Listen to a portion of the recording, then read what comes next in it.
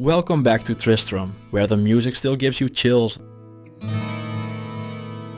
The cathedral still feels dangerous and somehow Wyrd is still alive despite being a scammer. I'm working through all the classes. Warrior, Rogue and Barbarian are already on the channel, which means we're almost done with the roster, and today I'm playing the Sorcerer. This is where the whole casters are broken reputation that has hung around the franchise forever started. But how true is it actually? Is it an overpowered nuclear assault? Or do we have to respect the game to survive? Let's find out together. We immediately learn our first lesson. Close combat is basically killing ourselves with extra steps. Even something as simple as dealing with a skeleton ends up being a life or death situation. Until fireballs enter the equation and everything stops being a problem.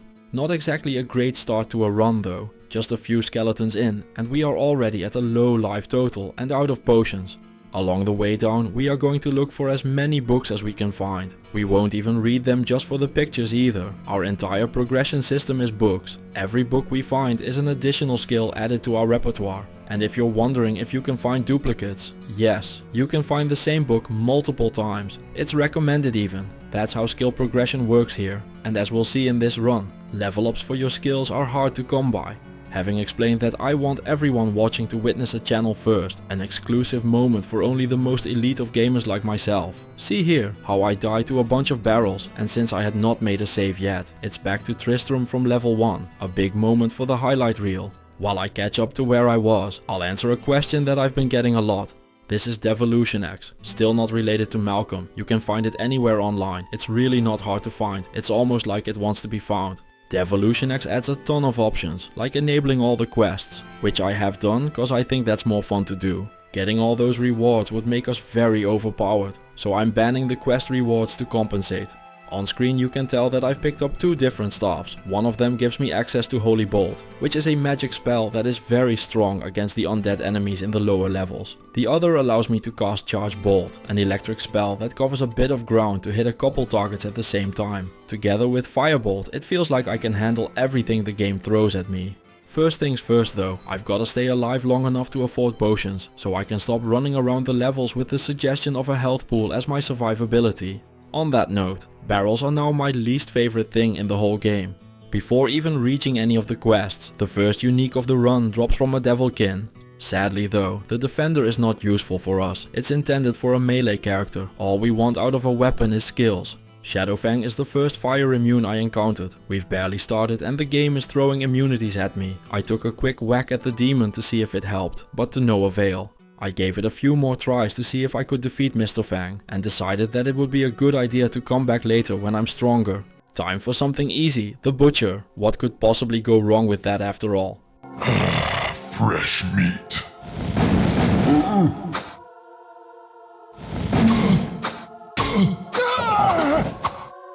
Okay, never mind. I'll just wrap things up on level 2 by borrowing all your gold real quick thanks to this little shrine here, and then I'll be right out of your hair. I'm not leaving for level 3 yet though. First I have to help Deckard Cain and the rest of the villagers out by making sure they can get access to this crazy little thing called water. You see, the demons poisoned the water supply. Somehow, it's gone yellow, which is bad apparently, and we all know that you don't eat yellow snow. Same rule applies here, don't drink it.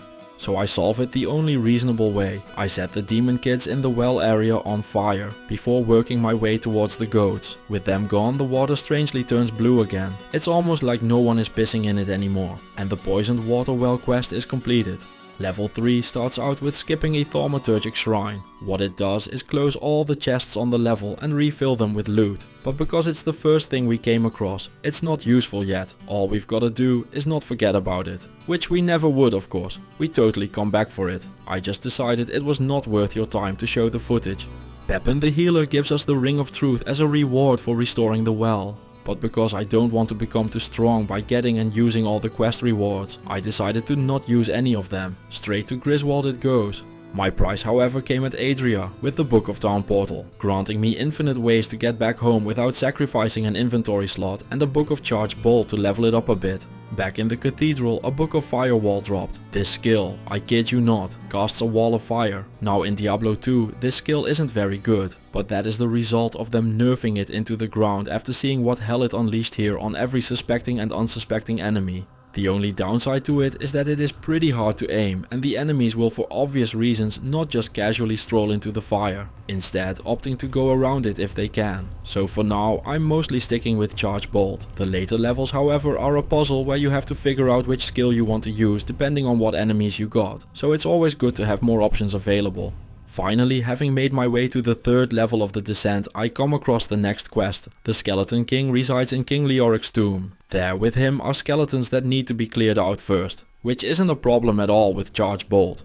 Holy Bolt is a perfect answer to the Skeleton King himself as well. If only I still had it and hadn't sold the staff I had that gave it to me. Would have been really nice right about now. The king however is immune to both lightning and fire, a pretty big problem for my fire and lightning based sorcerer. Upon realizing this, I decide to leave yet another boss for future me to figure out. Back on level 3, I decide to take my frustration with not being able to beat anything by challenging my one true nemesis to a battle. I end up defeating the barrels, but it was much closer than I would have guessed, or wanted, or hoped for. On level 4, I come across a closed chest protected by some demons.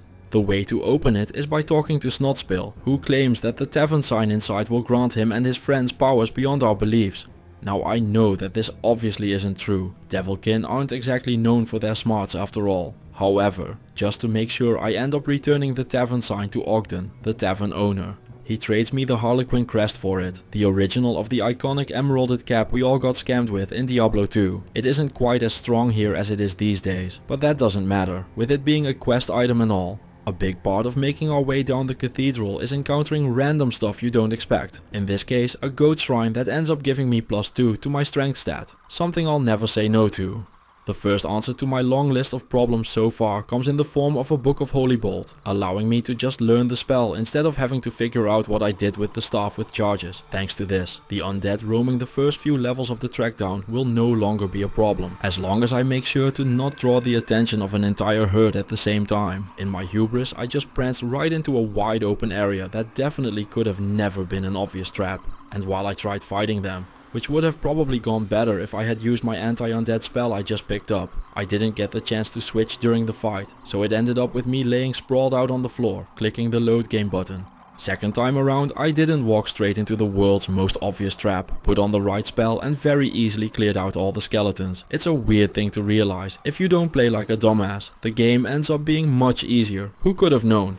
Another quest we encounter on level 4 is the Garbad the Weak quest. The quest is very primitive in nature. All you need to do is talk to him, walk until he's off the screen, talk to him again, and then repeat that a few more times. The final time he will attack, because according to him, the item he made is too good. It isn't, but I don't mind killing him over it anyway.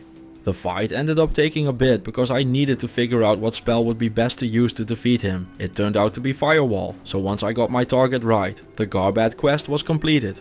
Before leaving level 4, we need to explain to Snotspill and his friends that we gave the sign to Ogden. It turns out they aren't too happy about it, cause they tried to stab us. Most problems are solved with fire and more fire until the bodies hit the floor, and with Snotspill smoldering on the ground like barbecue, it is time to head on to level 5. Here we find the Arcane's Valor quest, which has us opening a door so we can get gored and impaled by horned demons. Fortunately, we managed to dodge it, and they don't manage to dodge our firewall.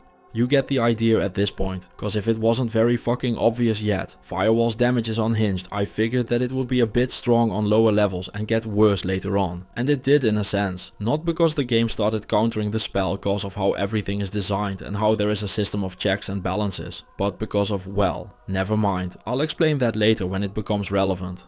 Back in the quest, we verify that we can read a book before picking up the first of the 3 bloodstones. The other 2 aren't hidden very well, but before I reach them, I end up coming across the shortcut to town. Every time I go to town, I check up on Word, a merchant where you can pay 50 gold to see if the overpriced wares he provides are any good. Now I normally don't show this, because he usually just sells a bunch of garbage, but I wanted to show that I do indeed check Word on my runs. He just never has anything useful.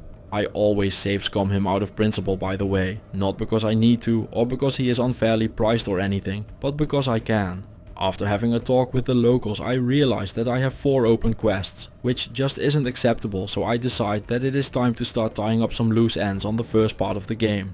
Starting with the scavengers I wasn't able to deal with earlier on in the game. With more elements at my disposal they aren't a problem anymore and get blown away. After clearing them out I found a Book of Holy Bolt, which would have allowed me to deal with the Skeleton King earlier on. Quite the anathema, but there is no time for judgment on that. Cause it is time to deal with the Butcher, the bloody menace of level 2. This time around it turns into quite a lopsided fight, with him swinging at me while I throw charged bolts at him. Thanks to the extra levels I quite easily overpower the iconic demon and make it a fine day to exit for him. Upon defeat he drops his cleaver, a powerful two-handed axe, but we are a wizard Harry, so we wouldn't be using it for obvious reasons even if it wasn't just banned straight out.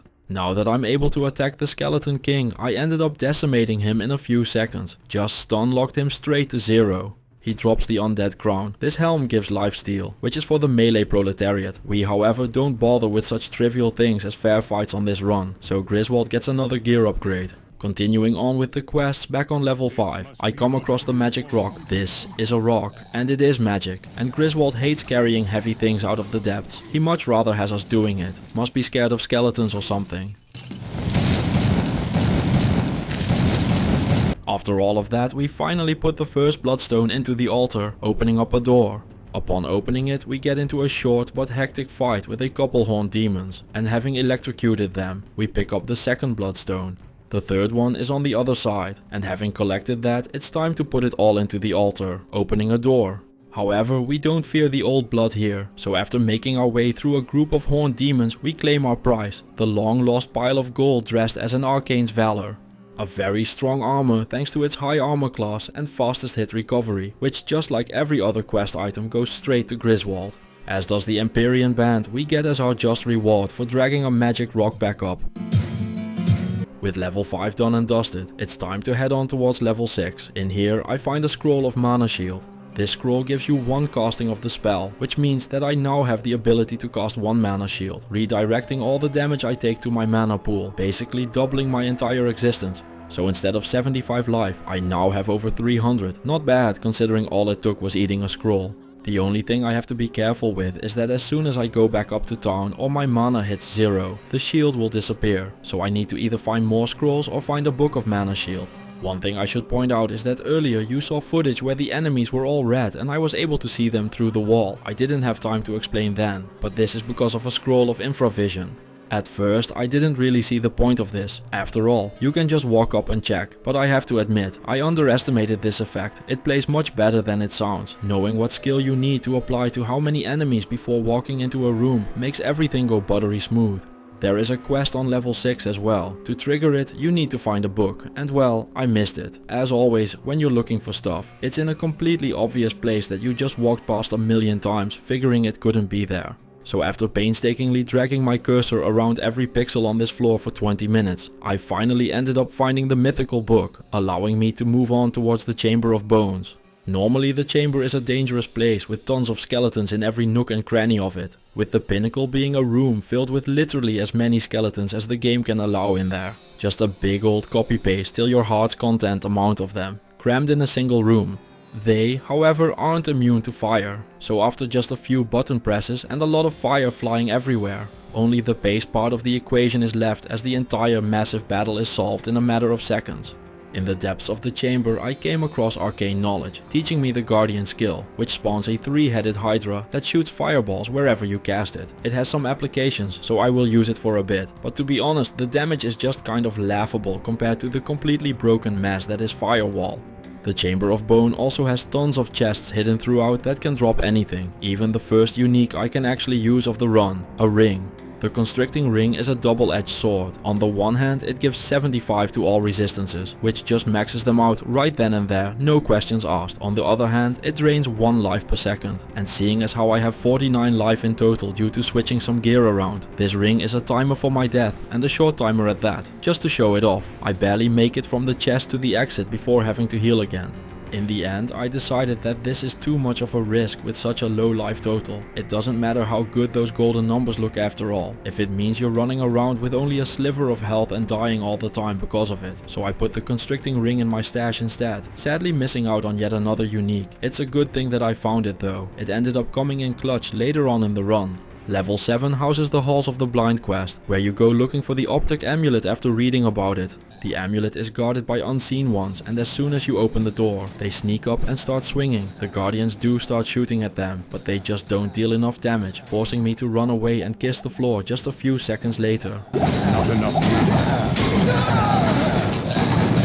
In the rematch, I decided to use Charge Bolt on them, which went a lot smoother. I knew they were coming when I opened the last door, so I clicked it and moved back to a safer position straight away, using the corner of the area to make sure I couldn't get surrounded while shooting charged bolts to hit as many of them as possible. Having defeated the unseen ones, I claim my reward, the Optic Amulet. But we all know the drill at this point. I don't even have an amulet equipped yet, and it would have been very nice to finally fill another gear slot. Oh well, at least I get some gold for it from everybody's favorite blacksmith. On level 8 I use the Guardians to scout out the unseen ones. Guardians technically detect them, the problem is they just don't kill them fast enough. So I've upgraded from dying to invisible enemies to watching them slowly kill me anyway. The 8th floor was where the game stopped pretending to be fair and balanced, even doing my diligence and verifying that rooms are empty by making sure the Guardian isn't firing, which should mean the room is all cleared. Results in me getting swarmed not even seconds later. And since I'm walking around with 50 health and a dream, I get to enjoy that dream permanently. It's kind of insane just how many unseen ones are actually hidden here. Looking back, I wish I still had those scrolls of infravision so I could have done some more preparing. Instead, I get to do it the old-fashioned way of walking in, spraying and praying with my charged bolts, getting killed, and Groundhog Daying it until it sticks. This one little part of the area ended up taking longer than a lot of full levels did, but I did make my way through and made my way to Zar the Mad, a fellow wizard who responds most unkindly when I borrow one of his books. The Guardians were very convincing this time around though, and he decides that I get to read his books.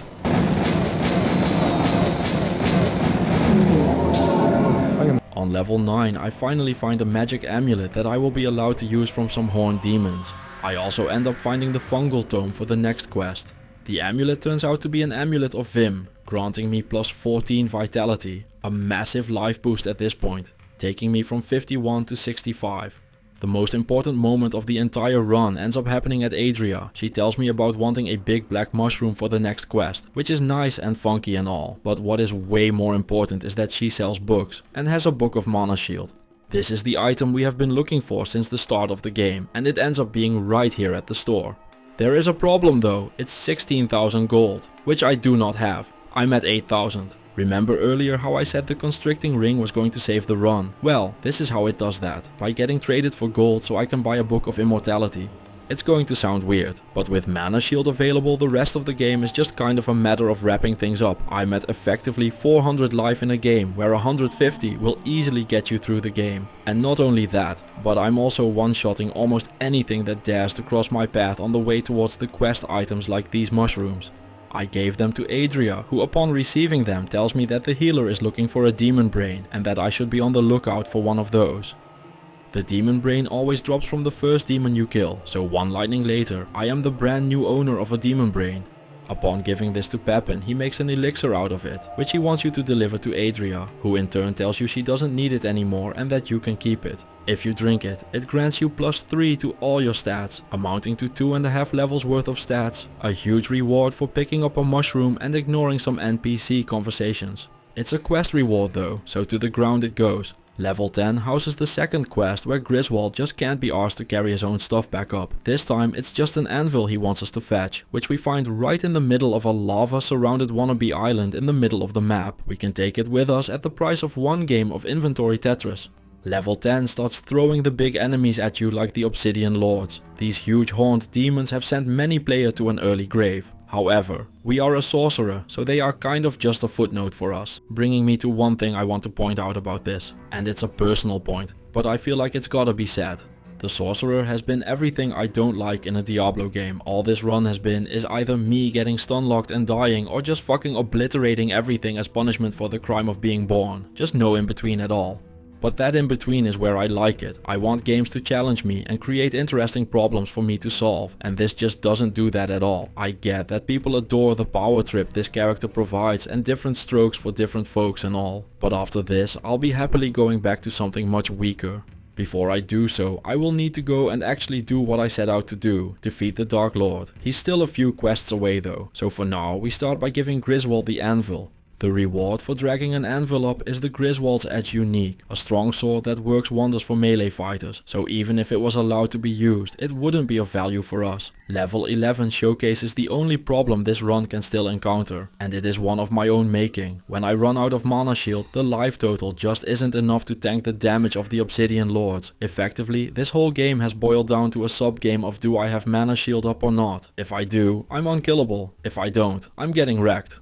On level 12 I end up finding another scroll of Golem. Now the scroll itself isn't too important, the Golem will be later, but I just wanted to showcase how enemies even this deep down are just getting defeated in the blink of an eye. Or like these succubi here, just casually off-screened without even trying. Level 13 starts out with a cauldron, which is a random shrine. This one gives us 2 of the magic stat for free, effectively becoming a +4 to max life shrine thanks to mana shield. It continues on with us finding the Steel Tome, which warns us of the Warlord of Blood, the biggest of the Steel Knights. His location is always at the exit, forcing us to take the fight, which is a sorcerer's worst nightmare. Before going and doing that, I want to make sure I deal with the inhabitants of level 13. They are lightning resistant, so it isn't the fastest of clears, but all in all I am able to make it through without too many problems. Bringing us to wanting to leave, and like I said, the Warlord will be waiting for us at the exit. Trying to power up as much as I can, I buy as many elixirs as I can at the healer. These give +1 to a stat permanently, letting you kind of just buy level ups for 25,000 gold. You can get them for strength, magic and dexterity. Their existence makes me wonder if the best strategy in the game is to always just go full vitality and just using these and only these to power up the other stats. With that all being done, I can't avoid it any longer. I've been talking about how the Sorcerer can just ignore everything and blow up everything else. The Warlord of Blood, however, is the one and only exception. Why do you ask? Well, he is immune to everything but physical damage, meaning I literally can't damage him no matter what I do. Not really knowing how to play this, I decided to just run in and hope for the best. A method tested time and time again to assure certain death. Acknowledging that making an enemy just flat out immune to anything I do is on the one hand awful fucking design. On the other hand, it is the kind of thing that gets my juices flowing and pulls me into a run. This is the kind of nonsense I yearn for on a daily basis. My first idea was to just lure him away after clearing his minions and ignore him long enough to plunder the weapon racks surrounding him, but that would be admitting defeat, and we can't have that. I got another idea though. I figured that maybe the golem can take care of things. And while it did end up taking a few golems, those were lives I was willing to risk. So despite everything and me being super overpowered, it ended up being the random golem charges on my staff that ended up saving the run.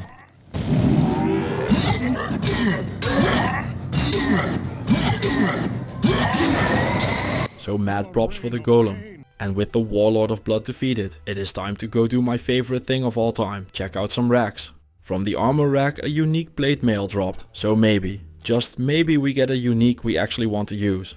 Turns out we absolutely do. Naji's light plate is perfect for us, no stat requirements, a bunch of mana. Resist all and +1 level on all of our spells. I couldn't dream up a better armor and will gladly take this all the way to the Dark Lord himself. Level 14 starts throwing Blood Knights at us, and well, I have been using Guardian because I think it's a really cool spell and all, but at this point I can't deny they just aren't keeping up anymore. The Blood Knights are just walking straight through them without a care in the world, meaning it is time to go look for other options. The first option I tried is just running through and seeing how that goes. The answer is poorly. It goes poorly. So we'll have to figure out something. That something turns out to be going back to Firewall and actually hitting with it. Just as a heads up, you need to do both those things. Firewall is very good, but only if the enemies are not slicing up your face into minced meat. Once you make sure of that though, it is smooth sailing. Not even the mightiest of demons can withstand the Firewall, and they won't walk through it either, so it's a huge wall for you as well. I hinted earlier about this skill getting worse. Well, the thing is, we aren't immune to fire either, so it damages us as well. To avoid that, we have to wait for it to go away, forcing us to wait 20 to 30 seconds every time we defeat an enemy. The final optional quest in the game is Lagdanan, and while we have no interest in the reward he gives us, I do like rounding things out properly. Turns out he is friends with Griswold, as he has an item on a lower floor and wants us to carry it up for him. His elixir turns out to be next to the giant pentagram on the floor, guarded by some Kabbalists, who I'm going to burn first and ask questions later when I come up with some things I want to ask them. So back on level 14, I give Lagdanen the elixir and receive his helm, the Veil of Steel. This is a 50 resist all helm, which is nuts, but do I really have to repeat the quest item spiel here? In the meanwhile, I am just spending my entire fortune on elixirs, upping my stats for no reason except for because I can, while having a nice life total and a gargantuan 400 mana in my pool, effectively putting us at 469 life, also known as well over 3 times what you need to beat the game. That I died even a couple of times with this powerful of a character is kind of embarrassing, but let's just not mention that to anyone ever. Back on level 15, I find Lazarus's staff, a quest item that opens up a red portal next to the pentagram we found earlier after speaking to Cain. Having had a chat with the Horadrim, I decided to clear out level 15 first. It's not necessary at all, but it feels wrong not to do it. Can't have all those demons running around alive after all. So a few firewalls later, all is taken care of and I take my loot haul back to Tristram. Along the way, I picked up a magic ring. This turned out to be a jade ring, granting me 30 resist all. Who needs a constricting ring when items like these exist? With nowhere else to go, I take the portal to the unholy altar. Down in Archbishop Lazarus' lair, I tried dealing with the hell spawns before I triggered them, but it turns out either I am really bad at aiming or they are immortal. Just as a heads up, I am going to assume it is the latter. A bit further down, I wait for my firewalls to end, then press a button, teleporting me to the naked demon ladies that I promptly incinerate. I repeated this process for the other side of the map as well, which means it's time for the second to last boss of the game, Lazarus. You find him sacrificing a child while being surrounded by naked ladies. I mean, I can't really blame him, but I will need him to stop doing that. So I start throwing firewalls everywhere, and as I accidentally defeat Lazarus, the penultimate boss of the game, without even realizing it, I fully understand why Mana Shield and Firewall are nerfed into oblivion in Diablo 2. Honestly, they might have been a smidge much. Only one thing left to do now, head down the pentagram to Diablo. You'd think in the finale of the game, the enemies would be tough enough to withstand your attacks. Well, they aren't, so I go on to completely waffle stomp everything on level 16. I did find my final piece of gear here as well, an obsidian ring granting me 35 resist all. This makes sure that I have maxed resistances as well as a huge health pool. After working my way through the levers that are around this level to open up more and more doors one firewall at a time, cause even here nothing comes even close to stopping those and I have the mana pool to just blaze up entire screens at a time. Seriously, even 30 years ago this couldn't have been done on purpose. Anyway, I digress, let's get back to the plot. So having flipped all the switches, I reached the Dark Lord. The first time he attacked me I didn't realize I was low on mana, resulting in me losing Mana Shield and promptly dying. Second time I made sure I had my shit together, and once I saw him I clicked and he disappeared in less than 6 seconds. What a final fight to beat the game, although I'm still going to claim barrels are the actual final boss of the game, only ones that ended a run for me anyway. All in all, if you want to have a huge power trip, this is your character, but it is not for me. I've done it once and unless I get a really cool reason to revisit. That's it for me on this class. If you enjoyed the run, please check if you are subscribed. If you want to support the channel, there are ways to do so in the description. And with that out of the way, thank you for watching and I will see you all in the next one.